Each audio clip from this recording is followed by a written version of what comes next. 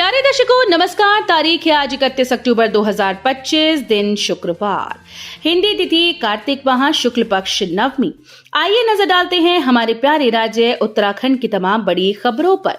Video शुरू करने से पहले कमेंट बॉक्स में जय हिंद लिखकर हमें सपोर्ट करें। तो चलिए शुरू करते हैं। उत्तराखंड राज्य स्थापना रजत जयंती समारोह, पीएम मोदी के कार्यक्रम में हुआ बदलाव, अब 9 नवंबर को आएंगे देहरादून। उत्तराखंड राज्य स्थापना के 25 साल पूरे होने पर रजत जयंती उत्सव में प्रधानमंत्री नरेंद्र मोदी शामिल होंगे। पहले पीएम का 11 नवंबर को एफआरआई में रजत जयंती उत्सव समारोह में उत्सव में आना प्रस्तावित था, लेकिन अब उनके कार्यक्रम में बदलाव हुआ है। अब पीएम मोदी 9 नवंबर को मुख्य कार्यक्रम में शामिल होंगे। प्रदेश सरकार राज्य स्थापना के रजत जयंती उत्सव को यादगार बनाने में जुटी है। ये पहला अवसर है जब प्रधानमंत्री राज्य स्थापना दिवस पर राज्यवासियों का उत्साहवर्धन करेंगी। उत्तराखंड में 31 अक्टूबर तक मौसम विभाग की भविष्यवाणी, इन जिलों में बारिश की आशंका। उत्तराखंड में 31 अक्टूबर के लिए मौसम विभाग ने बड़ी भविष्यवाणी की है। मौसम विभाग के मुताबिक राज्य के पहाड़ी इलाकों में कहीं कहीं बारिश होगी, जबकि मैदानी इलाकों में मौसम शुष्क बना रहेगा। ऐसे में तापमान में गिरावट दर्ज की जा सकती है। मौसम विज्ञान केंद्र से मिली जानकारी के मुताबिक 31 अक्टूबर को उत्तराखंड में लगभग मौसम शुष्क रहेगा। प्रदेश भर में दिन भर चटक धूप खिलने से लोगों को गर्मी का एहसास हो रहा है। वहीं पहाड़ों में कहीं कहीं हल्की बारिश की आशंका जताई गई। कब बनेंगे हल्द्वानी के वेंडिंग जोन, अतिक्रमण बढ़ा, योजना अटकी हुई। नगर निगम ने हल्द्वानी शहर के वेंडर्स को चिन्हित कर उन्हें प्रमाण पत्र तो जारी कर दिए, लेकिन आज तक उनके लिए वेंडिंग जोन धरातल पर नहीं बन सके। इसके चलते शहर में लगातार अतिक्रमण बढ़ता जा रहा है। शहर में वेंडिंग जोन बनाने के लिए किए गए प्रयास फ्लॉप साबित हुए। अतिक्रमण से निजात के लिए नगरपालिका के दौर से शहर में वेंडिंग जोन स्थापित करने का सपना नगर निगम बनने के बाद भी पूरा नहीं हो सका। पिछले वर्षों में नगर निगम प्रशासन ने मंग पड़ाव तिकोनिया वर्कशॉप लाइन क्रियाशाला के पास, ट्रांसपोर्ट नगर नैनीताल रोड पर डिग्री कॉलेज के पास, जजीकोट काठगोदाम में नरीमन चौराहे के पास, कालटेक्स और रामपुर रोड पर सुशीला तिवारी अस्पताल के पास वेंडिंग जोन बनाने के लिए भूमि का चयन किया था। बताया जाता है कि वेंडर्स इन स्थानों पर ग्राहकों की आवाजाही कम होने के कारण कारोबार के लिए सहमत नहीं है। इसके चलते वेंडिंग जोन की स्थापना केवल चर्चाओं तक सीमित है। 1 रुपए में कनेक्शन, 2312 रुपए का बिल। जल जीवन मिशन के कनेक्शन अब महंगे पड़ेंगे। जिन लोगों ने 1 रुपए में कनेक्शन लेकर घर घर नल का सपना देखा, उनको अब ये सौदा महंगा लगने लगा है।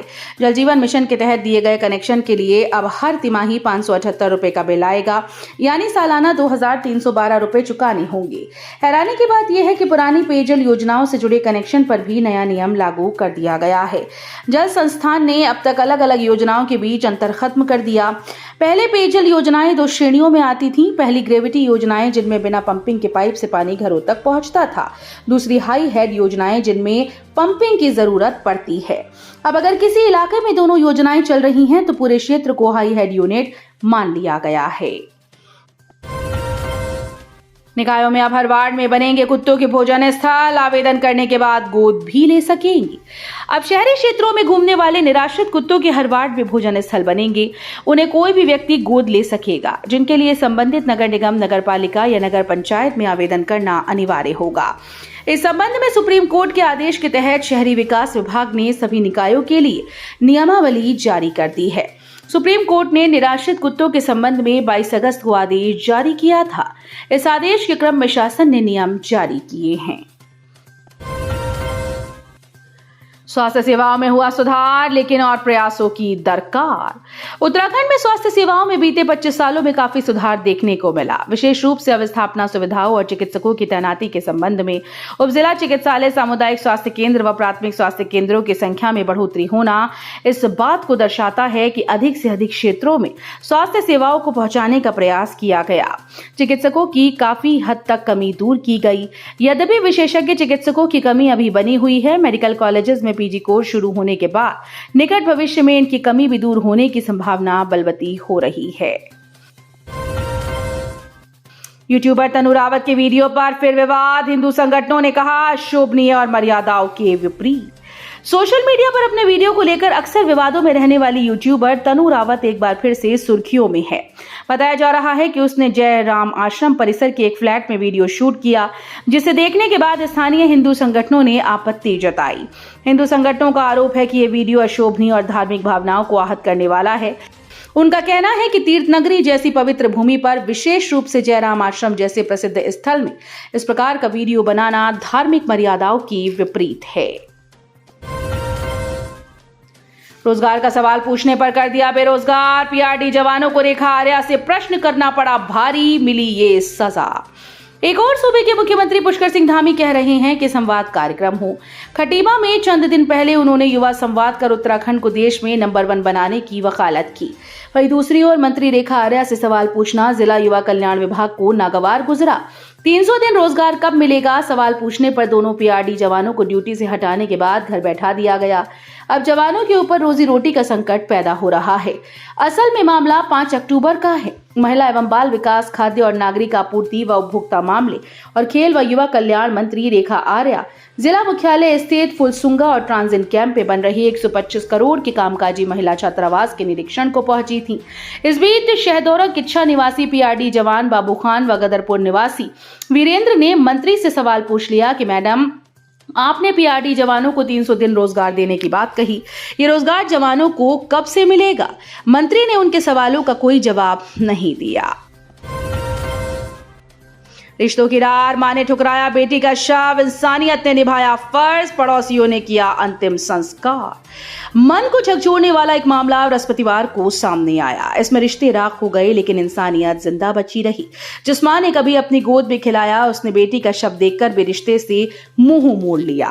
रुद्रपुर की कौशल्या कॉलोनी में मंगलवार को संदिग्ध हालात में आंख से झुलसकर एक शिक्षिका की मौत हुई थी। इसके बाद बृहस्पतिवार को जो दृश्य पोस्टमार्टम हाउस में देखने को मिला, उसने इंसानियत और रिश्तों के मायने पर सोचने को मजबूर कर दिया। बुधवार सुबह करीब 11 बजे मृतका सुषमा पंत की मां पोस्टमार्टम हाउस पहुंची। कांपती आवाज में उसने पुलिस से पूछा, मेरी बेटी कितनी जली? कुछ पल बाद जब बेटी का शव दिखाया गया तो उसकी आंखें नम हो गई। सामने बेटी का जला हुआ चेहरा था, लेकिन शायद रिश्तों में तल्खी की लपटें पहले ही सब कुछ राख कर चुकी थी। मां ने कहा कि हमारा रिश्ता कई साल पहले खत्म हो चुका है, मैं शव वहां से नहीं ले जा सकती हूं। इतना कहकर वो वहां से चली गई। विकास के दावों की पोल खोलती तस्वीर, 8 साल से अधूरी सड़क, 80% आबादी ने छोड़ा गांव। विकास के दावे करने वाले विभागों की हकीकत उजागर करती एक तस्वीर गांव तल्ला जाजर कोला से सामने आई। यहां 8 साल से सड़क का निर्माण कार्य अधूरा पड़ा है। सड़क न होने से ग्रामीणों का जीवन कठिनाइयों से भरा है। 80% आबादी अब पलायन कर चुकी है। आईएसबीटी पर दर्दनाक हादसा, सड़क पार कर रहे बुजुर्ग को रोडवेज बस ने रौंदा, मौके पर हुई मौत। आईएसबीटी चौकी के सामने बृहस्पतिवार को चंडीगढ़ रोडवेज की बस ने सड़क पार कर रहे एक बुजुर्ग को टक्कर मार दी। इस दौरान बुजुर्ग की मौके पर मौत हो गई। पटेल नगर थानाध्यक्ष चंद्रमोहन अधिकारी ने बताया कि बस ने बुजुर्ग को टक्कर मारी, जिसके बाद स्वराज सिंह चौहान ने मौके पर ही दम तोड़ दिया। वो कालसी के ग्राम सवाई के रहने वाले थे। पुलिस कर्मियों ने मौके से बस चालक को हिरासत में ले लिया था। उत्तराखंड में सनसनीखेज मामला, बच्चों को स्कूल भेजा और फिर महिला ने बंद कमरे में, जानिए पूरा मामला। उत्तराखंड के ऋषिकेश से सनसनीखेज मामला सामने आया है, जहां एक महिला ने घर में फंदा लगाकर आत्महत्या कर ली। सूचना पर पहुंची पुलिस ने शव को कब्जे में लेकर पोस्टमार्टम के लिए भेज दिया है। बताया गया कि बृहस्पतिवार सुबह बच्चों को स्कूल भेजकर महिला ने यह खौफनाक कदम उठाया। भागीरथी धाम के पास गंगा स्नान के दौरान तेज धारा में बहा किशोर, तलाश में जुटी एसडीआरएफ। ऋषिकेश में थाना लक्ष्मण झूला अंतर्गत भागीरथी धाम के निकट गंगा में स्नान के दौरान एक किशोर तेज धारा में बह गया। स्थानीय लोगों की सूचना पर थाना लक्ष्मण झूला पुलिस घटनास्थल पर पहुंची। सूचना पर पहुंची एसडीआरएफ ढालवाला की रेस्क्यू टीम ने गंगा में रेस्क्यू अभियान चलाया, लेकिन किशोर का कुछ पता नहीं चला।